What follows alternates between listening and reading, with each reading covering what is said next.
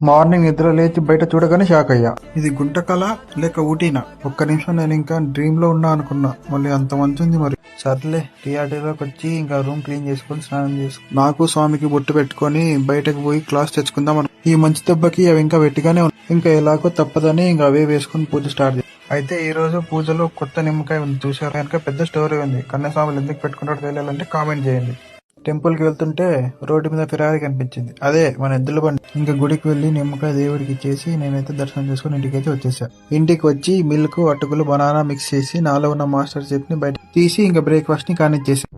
Work మీద బయట వెళ్తుంటే నా ఫ్రెండ్ అదే మన ఇన్స్టా సెలబ్రిటీ 20 lakhs వ్యూస్ అంట కనిపించా.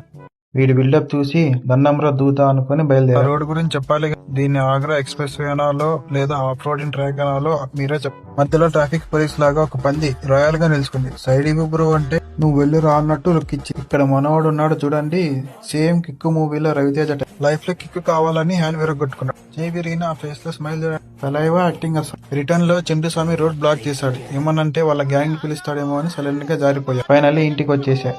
ఇక ఆఫ్టర్నూన్ లంచ్ బాక్స్ ఇవ్వడానికి వెళ్తుంటే అసలైన ట్విస్ట్.